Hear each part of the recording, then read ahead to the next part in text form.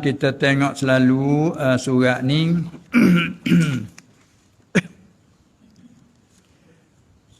Masalah sakut pak dengan apa ni?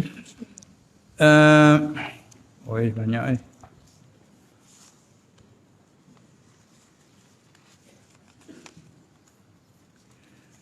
Isteri seseorang yang miskin, gitu. Sebab isteri seorang yang miskin. Yang miskin ni sifat pada isteri ke sifat pada seorang? Istimah tu. Isteri, dia tulis sin dua. Isteri seseorang, maksudnya siapa sajalah, yang miskin. Yang miskin ni, isteri ke yang miskin ke seorang yang miskin? Boleh hadis tu, ni sifat mana tu? Tengok depan. Isteri seseorang yang miskin. Kalau kata isteri seseorang yang miskin, yang tu sifat ada seorang. Mana seorang tu suami? Si isteri bagi seorang suami yang miskin. Suami tu yang miskin. Bermakna isteri tu boleh jadi kaya. Sebab kita maklum dalam bab nikah kahwin, walaupun isteri yang kaya, suami yang miskin pakai pun wajib nafkah atasnya. Tak kata ke? Malaikat lihat dia bergugur tu dia. Lepas tu dia kata gini, sebab suami tidak beri nafkah. Tengok di sebab ni nak pergi ke mana yang miskin ni? Nampak nak pergi kepada isteri. Habis tu nak bahas dulu tu. Isteri seorang, isteri tu yang miskin.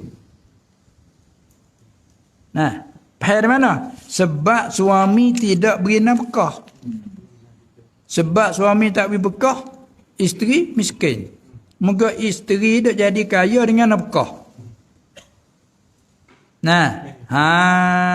Sebab apa? Sebab wajib atas suami nafkah. Sanggup gak nafkah dia berapa perkara? Makan ni, minum ni, atau hari tempat kediam ni, tempat duduk tu wajib atas suami lah tu.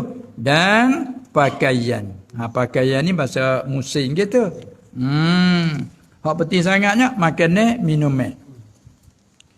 Bila suami tu tidak memberikan nafkah, tu isteri jadi miskin lah, tak ada nafkah ni. Nak tanya sini, boleh ke tidak beri zakat kepada nyo hasil tu. Maknanya situ. Jadi kita kembali kepada orang yang berhak menerima sedekah zakat di sana. Bahkan fitrah. Kalau fitrah dia tupu sangat kepada hak fakir miskin. Pada asal iaitu jika dia masuk dalam orang miskin, jika dia masuk dalam orang yang fakir, maka dia boleh terima zakat dengan dalam fakir miskin. Sebab suami dia tak ada nafkah.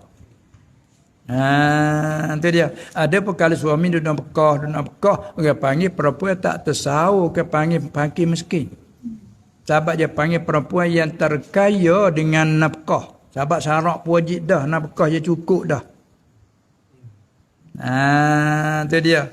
Hingga tak apa kali beri tak cukup. Jadi kena ganti hari ni beri tak cukup, esok ganti.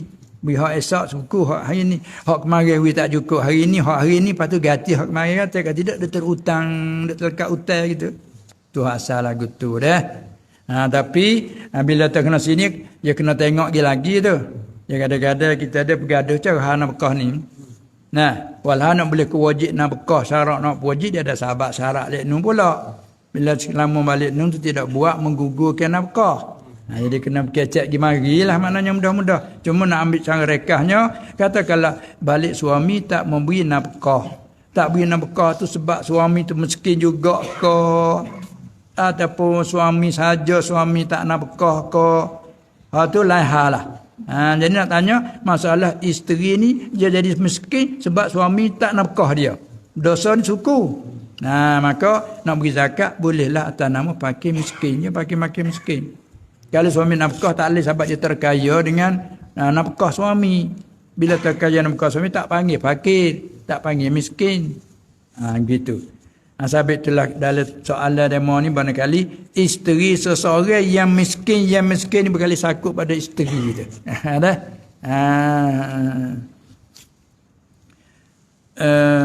Baik katakanlah sama-sama miskin. Pakai kedua kita kata.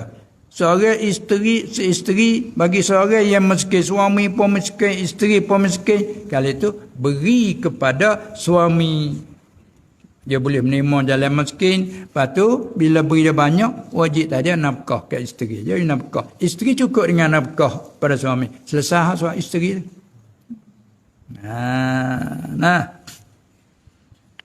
Cukup situ.